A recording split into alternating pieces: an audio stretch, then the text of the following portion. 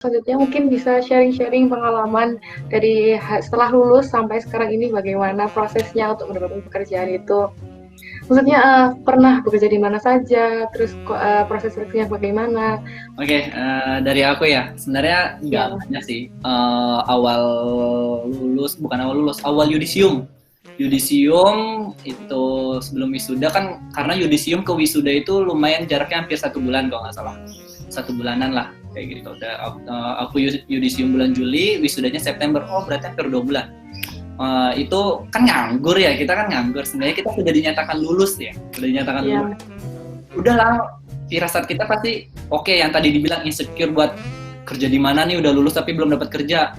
Itu serius. Aku langsung bikin semua akun yang berbadan pencarian job street kayak itu semua aku bikin.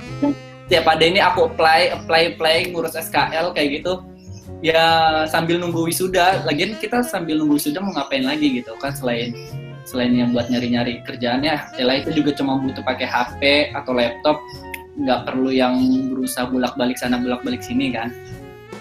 Jujur awal sebelum wisuda itu ada seorang kakak kelas ya, udah senior banget, menawarkan buat jadi asisten konsultan, jadi kayak proyekan gitu, freelance gitu kan, asisten konsultan CSMS di PT. Nah itu butuh 4 orang, ya mumpung nggak ada kerjaan, coba-coba apply, kirim CV, kirim cover letternya, nggak tahu ya mau diterima atau enggak, yang penting nyoba kan. Pada akhirnya keterima juga, ya udah kerja di situ kan sebagai asisten konsultan. Ya meskipun dibilang pendapatannya kecil atau sebagainya, menurutku itu urusan belakang, yang penting aku kerja kayak gitu. Ya udah, semenjak dari situ kita kan asisten konsultan, dan asisten konsultan itu semua anak-anak FKM nih. Ketemulah ada seorang konsultannya itu entah anak UI, entah itu pakar-pakar lah intinya. Kita pasti kenal dong, maksudnya jadi deket karena kita sebagai asistennya. Nah mulai di situ konsultan juga kayak, ini ada bukaan kerja kayak gitu-gitu, terus ada proyekan, kita ditawarin proyekan. Jadi kayak awalnya jadi kayak itu bonus kan, lumayan daripada pikirkan pendapatan dulu. Habis itu ya udah, terus ada job juga, proyekan juga kayak nyurvei. Jadi ada sebuah perusahaan kayak pengukuran lingkungan kerja. Kalau misalnya industri itu pasti ada misalnya ngukur kebisingan, ngukur debu, ngukur kadar air dan sebagainya. Nah itu kayak proyekan kita bikin survei gitu di perusahaan-perusahaan. Ya semua awal freelance semua, sampai akhirnya di grup kan, pasti kalau FKM punya grup kelas lah ya, grup kelas atau grup angkatan pastinya, atau grup angkatan itu kan pasti ada yang nge-share, entah itu nge-share lowongan kerja, entah nge-share dari kakak kelas atau bagaimana yang kerjaan. Ya aku apply aja. Jujur sebelumnya saya nggak tahu perusahaan yang saya apply itu apa, yang penting itu buka aku apply gitu. Jujur aku nggak mandang itu perusahaan apa, nggak tahu ya, yang penting lagi buka. Sikat dulu dah. Terus sambil jalannya freelance ini, sambil asisten konsultan, sambil kita nyurvei, meskipun ya cuma kerjanya sehari, 2 hari, 3 hari, kayak gitu kan. Ya udah, habis itu dapatlah panggilan dari perusahaan yang aku play ini gitu kan, yang sekarang kerja. Ya terus akhirnya proses dari psikotes dulu, yang pasti ya proses kerja recruiter itu ada psikotes dulu, habis itu ada interview. Habis interview baru kalau misalnya dinyatakan lolos, ya berarti kita ke medical check up lolos, lanjut kontrak kayak gitu, pernyataan kayak tanda tangan kontrak. Oke, akhirnya sampai situ, akhirnya ya aku terima ya, mumpung dan di kontrak setahun lumayan juga sebagai pengalaman.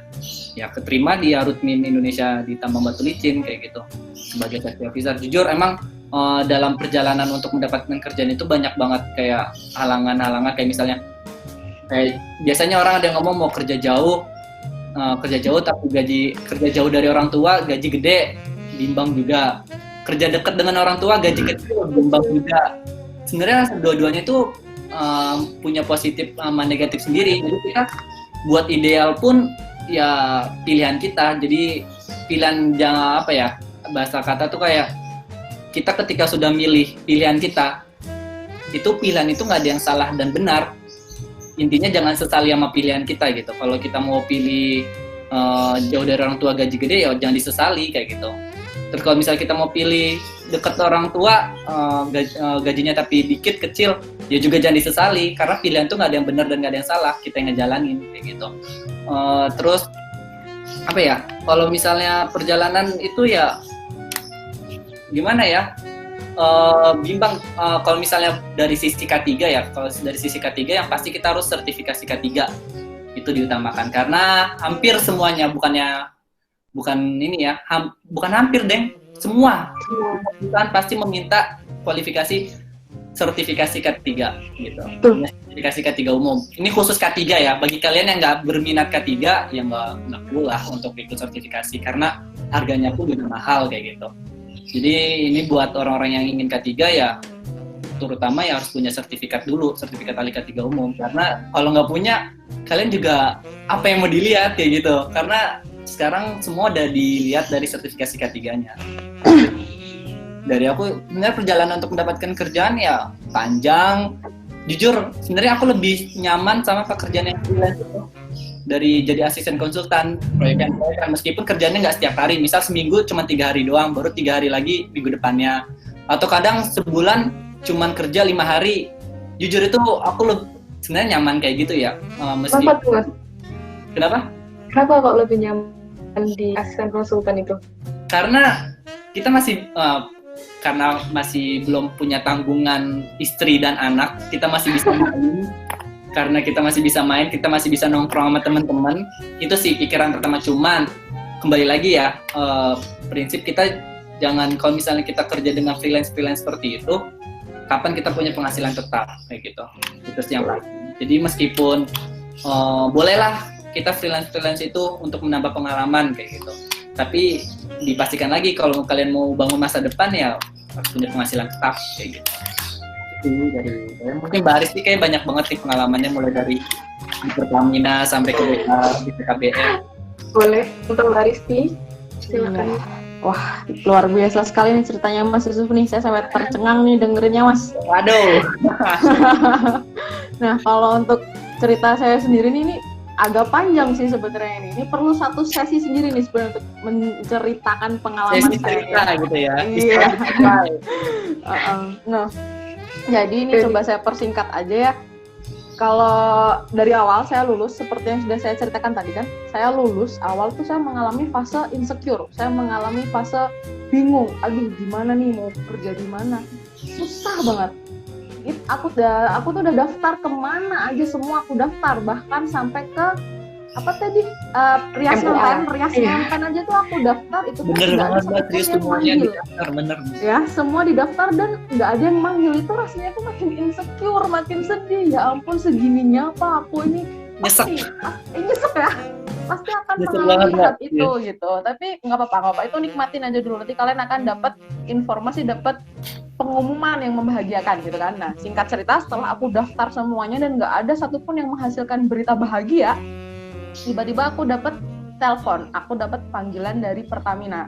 Nah, gimana ceritanya tiba-tiba aku dapat panggilan Pertamina? Dulu, ini kalian juga nggak sih kalau di akhir semester, aku lupa semester berapa tuh kita suruh ikut namanya magang. Ada namanya magang di perusahaan, gitu kan ya? Kalau K3 dulu di perusahaan. Iya, nah, kebetulan waktu itu aku magang di Pertamina. PT Pertamina RU6 Balongan, ada di Indramayu. Dulu aku daftar di situ. Nah, tips lagi nih buat adik-adik yang akan melakukan magang atau yang sudah sedang magang ini, kalian nanti ketika magang jangan cuma sekedar magang, formalitas penting aku magang, kelar, datang magang ngerjain laporan, udah jangan. Itu sayang banget. Sayang ya. Itu sebenarnya waktu magang itu adalah saat-saat emas kalian untuk menjalin relasi dan mendapatkan kesempatan baik. Bener, Pol. Nah, nanti waktu magang kalian SKSD aja nggak apa-apa. Ini tips ya dari saya ya. Waktu magang nanti kalian SKSD aja nggak apa-apa sama orang yang di perusahaan itu. Udah SKSD aja. Kayak misalnya nanya, Mbak, ada yang bisa dibantu nggak? Pak, ada yang bisa dibantu nggak? Pak, saya bisa apa nih? SKSD aja udah. Dapetin hatinya orang yang di magang itu dulu. Biar apa? Biar kamu tuh diingat sama orang di perusahaan itu. Jadi nanti next, ketika dia membutuhkan orang, dia tuh ingat sama kamu. Disuruh fotokopi, aku fotokopi. Disuruh nyetap lesson laporan, aku nyetap lesson laporan. Sikat aja udah dulu, pokoknya dapetin hatinya. Nah, karena udah jadi kenal, jadi akrab, beberapa bulan waktu itu setelah aku lulus kuliah ya, ditelepon lah sama si Pertamina. Orang Pertaminanya ingat sama aku, karena dulu aku SKSD, kayak gitu ceritanya.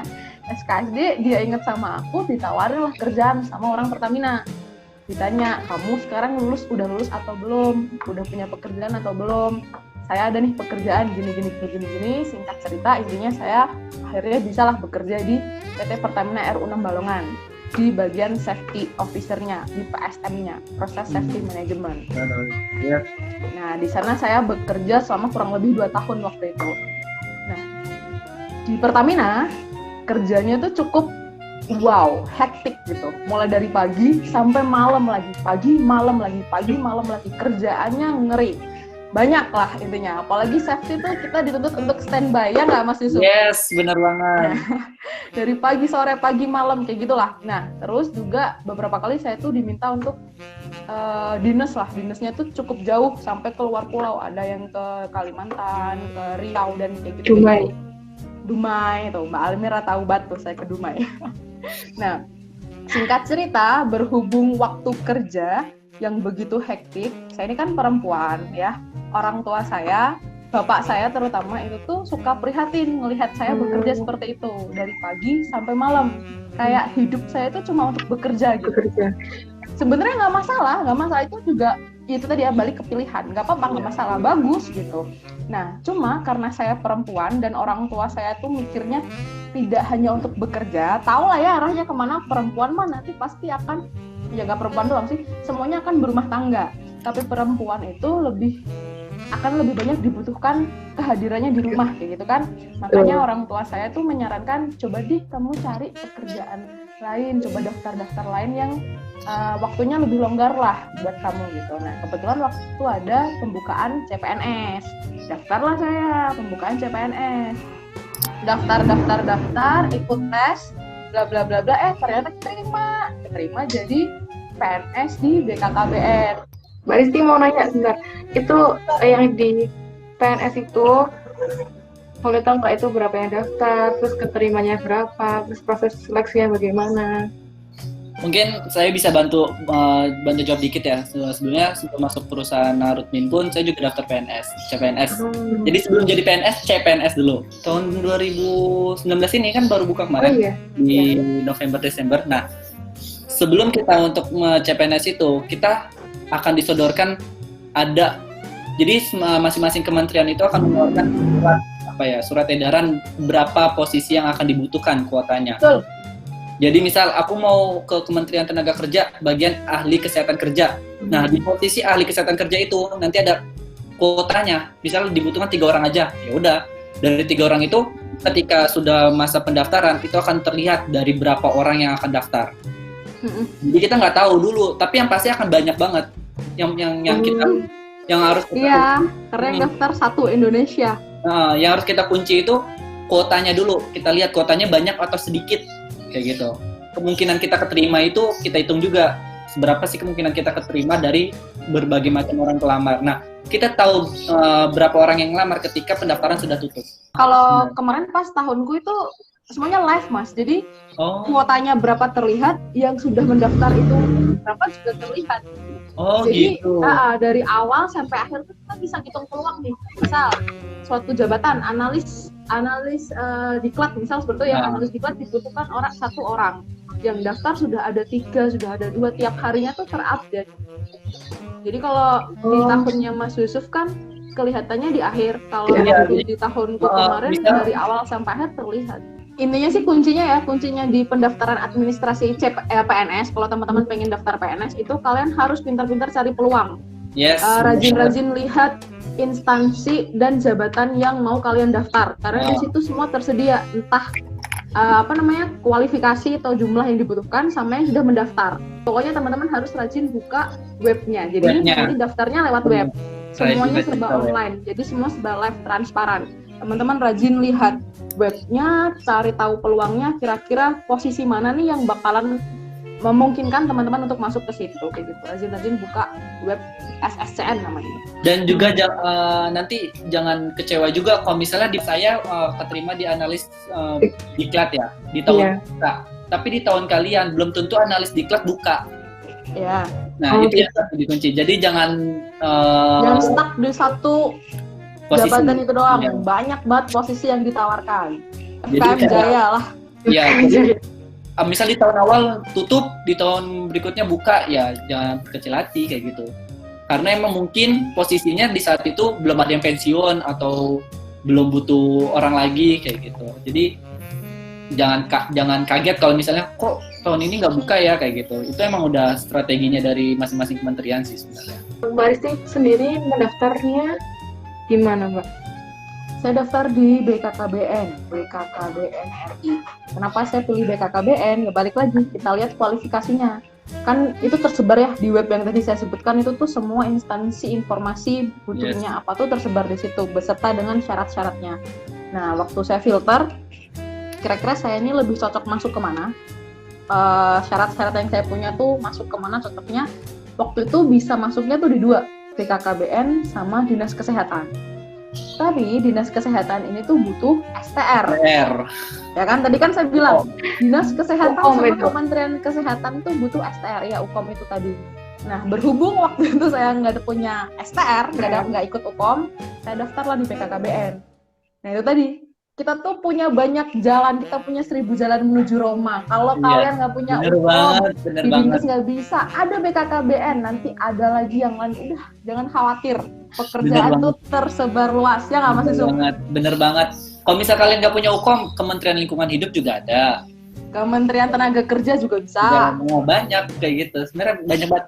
Oh, satu lagi, nah yang bilang Mbak Aristi benar, pinter-pinter ketika kita magang memanfaatkan link yang ada, connection yang ada. Jadi jangan hanya sekedar memenuhi tugas kampus yang bikin laporan, ya nggak sih, bikin laporan yang bayar presentasi. Jangan cuma soalnya kadang hampir rata-rata mahasiswa itu magang hanya untuk misal topiknya tentang stres kerja di perusahaan itu. Dia cuma ngerjain stres kerja aja, tapi nggak mau ngerjain yang lain. Padahal di dalam kesempatan itu kita banyak untuk mempelajari yang belum kita dapat di perkuliahan kayak gitu. Memanfaatkan waktu yang ada. Iya benar Mas Yusuf. Emang waktu magang itu pinter-pinter cari link, pinter-pinter bikin koneksi sama orang-orang di magang itu. Karena nanti kalau udah punya koneksi, kalian ada aja jalan untuk dapat pekerjaan kayak gitu. Mbak Risti sekalian, ini ada yang bertanya, jika ingin bekerja di instansi pemerintah seperti BKKBN, Dinkes, atau yang lainnya, apakah itu harus PNS?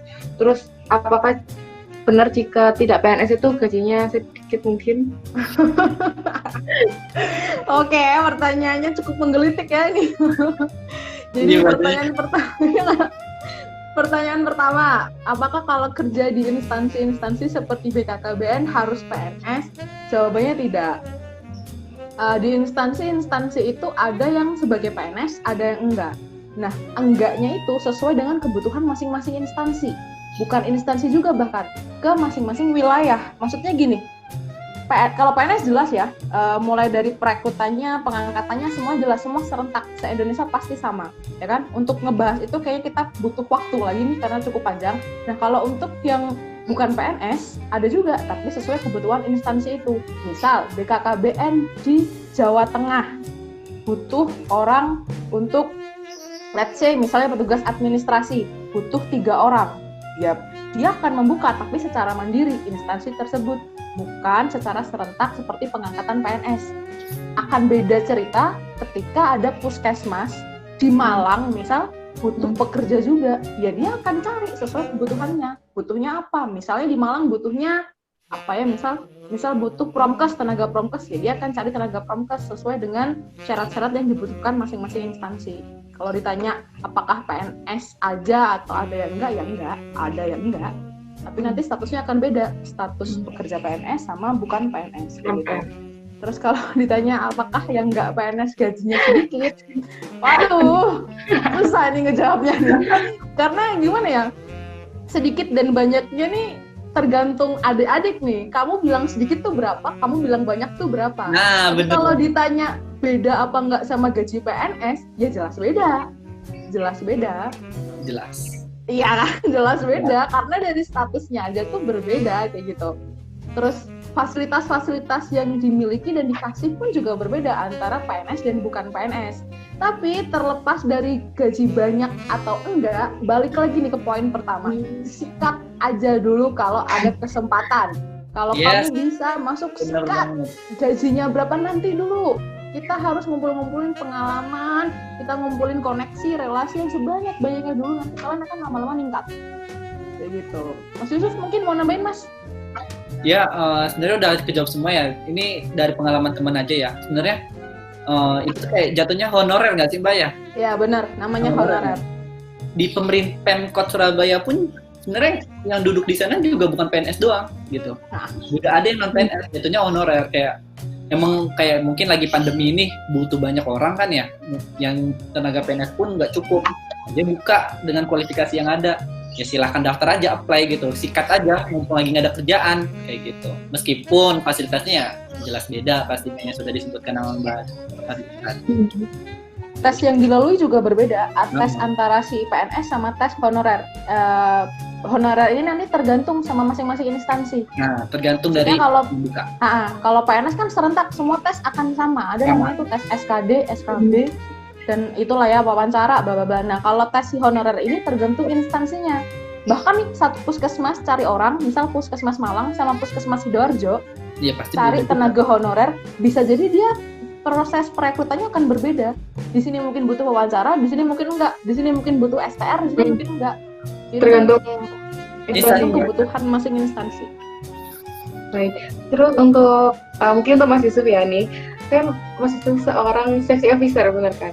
Nah, yang itu sebenarnya kurang paham sih Mas, safety officer itu seperti apa? Apakah menangani teknik-teknik? Nah, sedangkan kalau di Kasmas kan nggak diajarin teknik gitu, lebih ke anaknya fakultas teknik sendiri.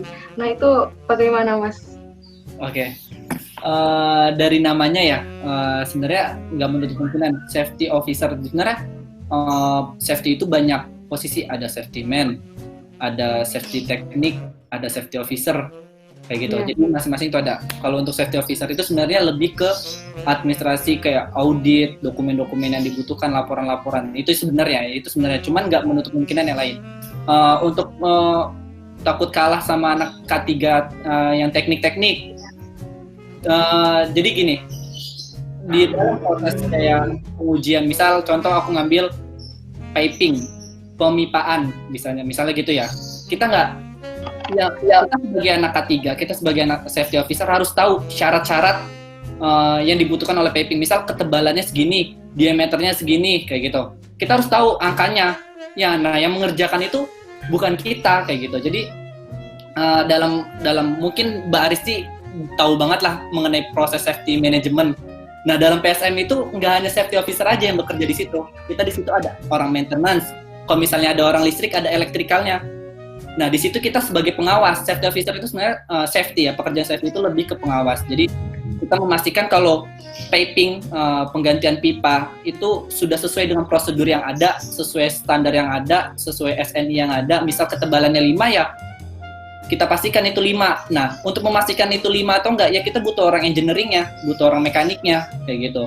Bukan kita yang ngukur sendiri, kayak gitu. Jadi kalau kita ngukur sendiri ya nggak perlu dong ada orang engineering, nggak perlu ada orang elektrikal kayak gitu kan.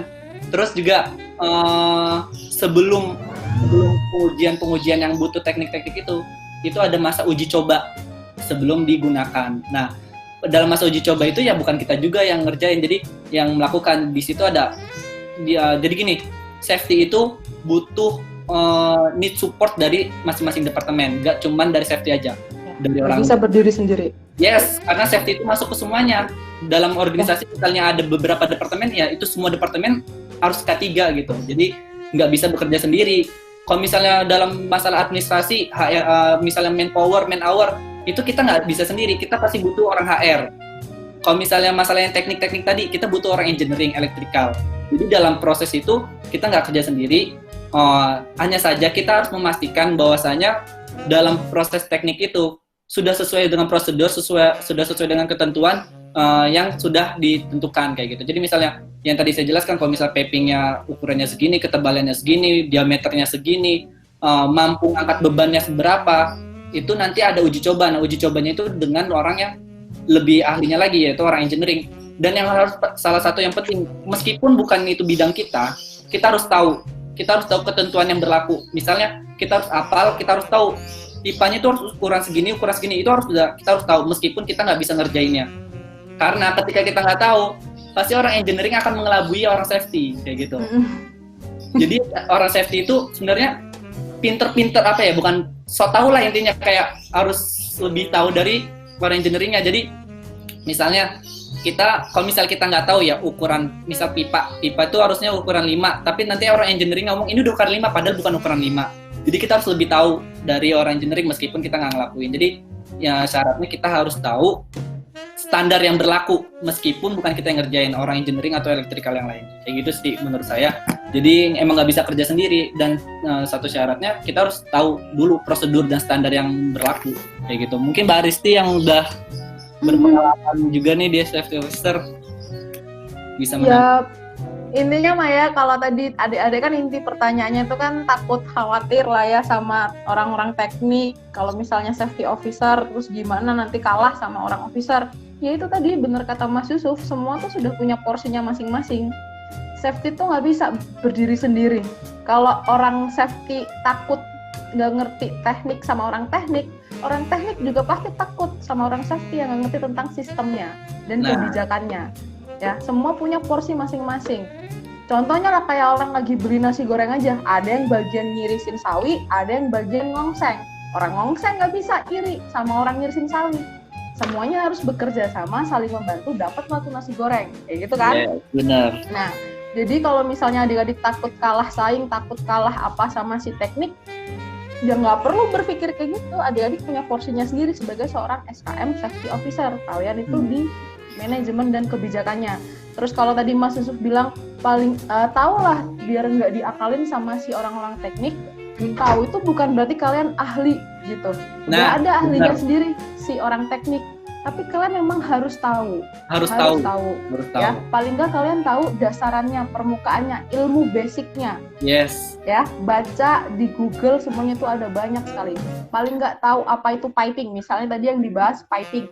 Tahulah apa itu piping, gimana tentang perpipingan. Dasarannya aja udah. Jadi paling nggak ketika kalian diajak ngobrol sama orang teknik, kalian nyambung. Ya, benar. Tekniknya juga ngerti gimana, dan jadilah itu si nasi goreng. Misal tadi nasi goreng ceritanya kan. Jadi paling nggak itu tadi nggak perlu takut, nggak perlu khawatir. Memang safety itu harus saling bekerja sama, nggak bisa kerja sendiri. Gitu. Yes. Jadi ketika nyambungin lagi, jadi ketika kita misal ditanya permasalahan piping, kita bisa jawab dan bisa nyambung. Jadi bisa, kenapa tebelnya harus 5 gitu kan? Kan kalau menurut standar kan kita ahli di bidang standar kebijakan dan prosedur yang ada yang berlaku ya di perusahaan. Itu ahlinya kita. Kayak gitu. Misal ketika kita ditanya sama orang piping, sama orang engineeringnya, kenapa sih pipanya harus tebel 5 cm gitu? Ya kita harus bisa jawab itu karena kita harus tahu. Takutnya dengan kalau misal kurang dari 5 cm itu akan mudah penyok atau akan mudah patah. Bagaimana? Itu fungsinya kita harus tahu itu di situ. Bukan untuk mengerjakan kayak gitu. Itu fungsinya di situ. Jadi yang mengerjakan ya terserah mau orang engineering, elektrikal yang orang engineering ya. Yang pasti kita harus memastikan kalau itu harus sudah sesuai prosedur gitu. Sesuai aman gitu maksudnya, sesuai prosedur aman ya, sesuai dengan pekerjaan kalian. Safety officer memastikan semua aman. Piping harus gimana, bukan berarti kalian tahu itu gimana harus diapain apanya, itu bagian teman-teman teknik, tapi kalian tahu bagaimana piping itu supaya aman gitu. Yes, itu. Berarti yang selama belajar tentang K3 di FKM itu yang benar-benar terterapkan waktu menjadi safety officer itu malah di manajemennya tuh gimana ya? Jadi gini, manajemen pasti ya, karena kita dari awal masuk pun kita sudah udah ditekankan manajemen untuk belajar kebijakan dan sebagainya. Satu sisi lagi, kenapa K3 teknik itu kita nggak boleh kalah saing sama K3 teknik, mereka tidak mendapat bagian sisi kesehatannya. Itu nilai plus K3 yang ada FKM. Ya, itu nilai plus yang K3 di FKM. Karena kenapa? Ketika kita sudah mengawasi, kita pasti akan melihat ke sisi kesehatan. Nanti sisi kesehatannya apa efek sampingnya buat kesehatan, apa dampaknya, apa yang harus kita lakukan, program apa untuk meningkatkan kesehatan kerjanya. Itu di bidang kita. Itu yang nggak didapat oleh orang-orang teknik. Gitu. Jadi nggak usah berkecil hati, jangan sampai takut kalah sama orang-orang. Jujur, ini yang pasti orang K3, bukan orang K3 ya. Mungkin yang ada yang minat K3 nih, biasanya require-nya pasti K3 teknik atau enggak orang-orang teknik lah. Pasti kan biasanya ada tuh ya, dicari officer, dicari dengan jurusan teknik sipil, teknik mesin, teknik apa dan sebagainya. Gak usah berkecil hati, kita daftar aja meskipun kesehatan masyarakat di bagian paling belakang gitu. Daftar aja, kita punya nilai plus di bagian kesehatan gitu. Selama kita punya sertifikasi K3 ya, karena dari mereka itu belum dapat yang bagian kesehatan. Di perusahaan itu harus balance antara keselamatan dan kesehatan, nggak boleh keselamatan doang. Kayak gitu. Itu nilai plus dari kita sih. Dan satu lagi, K3 itu belum tentu, bahkan nggak bisa ya, bukannya belum tentu. Bahkan bisa dikatakan tidak bisa untuk membuat sebuah kayak laporan triwulan, laporan monthly report, triwulan report, weekly report, audit. Itu kerjaan kita banget sebenarnya. Terakhir nih Mas, Pak aja sih sebenarnya perbedaan yang signifikan nih dari dunia kampus sama dunia kerja. Terus apa yang skill yang harus benar-benar dipersiapkan, yang skillnya dibutuhkan waktu di dunia kerja, yang harus diasah dan dicari sejak waktu kuliah. Bedanya dunia kampus sama dunia kerja jelas beda lah ya. Di dunia kerja tanggung jawabnya itu pasti lebih berat, lebih berbeda, karena yang dipertanggungjawabkan tuh bukan cuma diri sendiri gitu, banyak hal. Banyak hal banget, keluarga, orang lain, nama baik perusahaan. Bahkan kalau kalian di safety nih, tanggung jawabnya juga ke nyawa orang juga. Banyak banget. Dari sisi pertanggungjawaban aja tuh udah beda, udah lebih berat gitu. Terus kalau misalnya apa ya tadi pertanyaannya saya lupa. Perbedaan di dunia. Ya itu kan beda banget lah kalau dari sisi pertanggungjawaban bla bla blanya itu. Terus dunia pertemanannya juga beda. Kalau dulu di kampus sering bareng-bareng sama teman-temannya sekarang enggak. Kerja mah ya kerja sendiri, tanggung jawabnya bakalan masing-masing kayak gitu. Skill yang untuk dibutuhkan di dunia kerja, menurut saya nih skillnya tuh ada dua, hard skill sama soft skill. Kalau hard skill kita tahu seperti itulah ya, tentang backup, terus kemampuan tentang komputer, terus habis itu apalagi tentang bikin video, bla bla kayak gitulah. Menurut saya lagi tambahan nih, adik-adik perlu banget untuk meningkatkan soft skill adik-adik. Kayak misalnya tentang komunikasi, itu penting banget di dunia kerja. Terus kemudian kemampuan bekerja sama, kemampuan kerja dalam tim, itu penting banget. Terus habis itu skill-skill lain kayak tadi ya, bikin video, bikin skill nyupir aja itu penting banget di dunia pekerjaan. Jangan mau jadi sarjana kesehatan masyarakat doang, udah gitu. Kalau kayak gitu di seluruh Indonesia tuh banyak. Jangan cuma jadi sarjana doang, tapi harus jadi sarjana yang plus-plus. Plusnya apa? Plus bisa nyupir, plus bisa ngedit video, plus bisa masak. Yang kayaknya sepele nih, tapi skill-skill yang di luar kesarjanaan itu perlu ditingkatin. Ngedit video, ngedit foto, yang kayak gitu, yang kayaknya apaan sih kayak gitu. Tapi yakin deh, nanti di dunia kerja kayak gitu tuh bakalan jadi nilai plus buat teman-teman. Nyupir aja yang kayaknya apaan sih nyupir, tapi beneran itu penting banget di dunia kerja. Nanti kalian dapat nilai plus dari bos kalian, dari teman-teman kalian kayak gitu. Ya, jelas beda banget ya namanya dunia kuliah sama dunia kerja. Mungkin dunia kuliah kalian masih bisa TA, atau ketika kehancuran kalian masih bisa TA. Coba kalau dunia kerja ketika absen masuk, siapa yang mau neain? Nggak akan ada gitu. Terus juga misalnya ada sebuah tugas yang dikasih. Tugas kalau di kuliah kita masih bisa nyontek tugas orang, ngopi paste tugas orang. Kalau di dunia kerja, tugas ya milik kita sendiri, nggak ada yang lain yang bisa ngerjain kayak gitu. Itu udah beda banget. Tanggung jawab juga tuh yang dibilang Mbak Aristi. Tanggung jawab, apalagi sebagai safety ya. Safety-nya itu bukan buat kita doang, bukan buat perusahaan, tapi orang yang terlibat di dalam perusahaan tersebut kayak gitu. Bertanggung jawab bahkan sampai ke nyawa. Jadi terjelas beda banget lah. Untuk mungkin kalau kuliah kalian masih bisa santai-santai meskipun dari Senin sampai Jumat kalian masuk kuliah. Tapi kalau kerja nggak ada yang terlihatnya santai. Kalau paling santai ya weekend kayak gitu. Weekend ya mungkin kalau lagi longgar-longgarnya yang kerja. Weekend juga kadang dapat ini ya Mas, calling ya. Nah, kadang kalau misalnya safety kadang tiba-tiba ada kecelakaan atau apa sebagainya, masuklah kita siap-siap kayak gitu. Kita harus ready. Kerja itu sebenarnya harus ready. Terus skill apa? Bener yang dibilang Mbak Risti, hard skill itu pun nggak cukup hard skill. Misalnya kita nguasain banget nih materi-materi kuliah, IPK kita tinggi banget, kamlot bahkan sampai nih 4, itu wah gila keren banget deh itu hard skillnya kan. Tapi jangan kalah jauh juga soft skill kita, karena kerjaan yang kita lihat terlihat banget ya hard skillnya seseorang, soft skillnya seseorang meskipun hard skillnya tinggi itu terlihat banget. Mulai dia dari cara berkomunikasi ke orang kayak bagaimana, sakleknya dia bagaimana. Karena soft skill itu sebagai salah satu poin plus banget buat dalam bidang pekerjaan. Kita bersosialisasi sama atasan, bersosialisasi sama yang di bawah kita, bersosialisasi misalnya kalau kita ada kontraktor ya kita bersosialisasi sama kontraktor, bersosialisasi sama masyarakat itu sangat butuh. Dan mungkin salah satu pendukung soft skill yaitu kita ikut BEM, ikut kepanitiaan, ikut acara event-event yang melibatkan banyak orang, ikutilah selama kalian kuliah dan masih bisa untuk ikut. Soalnya kalau kalian udah skripsi, udah untuk event-event itu kayak sudah makin sedikit kesempatannya kayak gitu. Kalian pasti akan fokus pada skripsi, kalian fokus pada buat nyari kerjaan, untuk nyari kayak begituan udah telat banget kayak gitu. Intinya soft skill juga harus tinggi.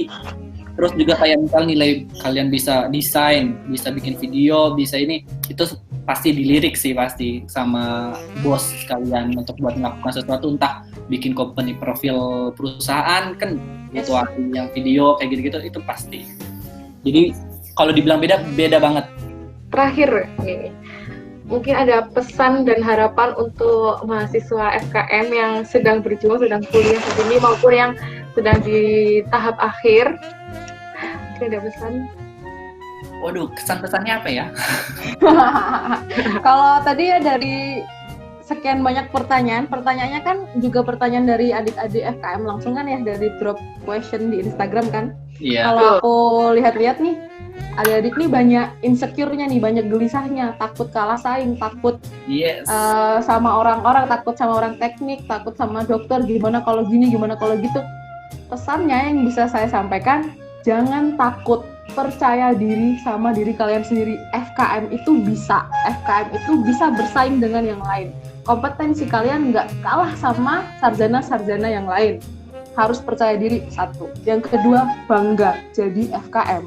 Kalau kalian sudah bangga, udah deh, lewat, udah yang lain pasti semua keterabas. Kalian percaya diri sama diri sendiri, sama FKM, sama kemampuan yang kalian miliki, pasti bisa dapat yang lain dan nggak kalah saing sama sarjana-sarjana yang lain. Terus habis itu gelisah, takut nggak punya pekerjaan, takut gini, wajar, nggak apa-apa. Kalau ada pepatah bilang, everything seems impossible until it's done. Ya, memang begitu, semuanya terlihat nggak mungkin, semuanya terlihat susah. Tapi yakin deh, kalau kalian terus berusaha, kayak tadi yang bilang Mas Yusuf, usahain semua, terabas kalau ada kesempatan, ada apa, terabas, sikat, berusaha, berdoa, bangun relasi, bangun jejaring, nanti akan ada hasilnya pasti. Dan suatu hari, entah tahun kapan, mungkin bisa jadi kalian yang diundang nih, kayak Mas Yusuf, kayak saya hari ini diundang untuk menceritakan pengalaman kalian, dapat pekerjaan yang hebat, dan akhirnya kekhawatiran yang kalian sempat tanyakan itu nggak ada artinya, memang kekhawatiran semata, tapi nggak apa-apa kayak gitu prosesnya. Terus bisa nambahin? Itu lengkap banget tuh deh ya Mbak Risti ini. Yang pasti percaya diri pasti, terus gelisah, khawatir itu wajar ya, tapi jangan terpuruk sama kekhawatiran kita, jangan kita jangan terbawa juga kekhawatiran kita, ya kita terabas, maksudnya jangan pantang mundur ketika dari berbagai apply yang kita masukin, kita submit, nggak keterima, nggak ada panggilan sama sekali, terus aja masukin, gue jangan pantang mundur. Selama di depan ada lampu hijau, ambil kayak gitu. Terus satu lagi, pilihan itu nggak ada yang benar, nggak ada yang salah. Pilihan itu kembali kalian ngejalanin, asal jangan disesali, itu yang pasti. Terima kasih kepada Mas Yusuf dan Mbak Risti. Akhirnya kita tiba, ternyata udah melebihi jam banget, Pak. Oh iya ya. Sampai Nggak nggak kerasa. kerasa. Nggak ada ya, padahal masih banyak banget kayak yang mau diomongin. Iya, perlu dibikin sesi 2 nih kayaknya Mas. Ya, terima kasih ya, semoga Mbak Risti dan Mas Yusuf kedepannya bisa lebih baik lagi, mendapatkan pekerjaan yang lebih baik lagi. Amin. Terima kasih untuk waktunya.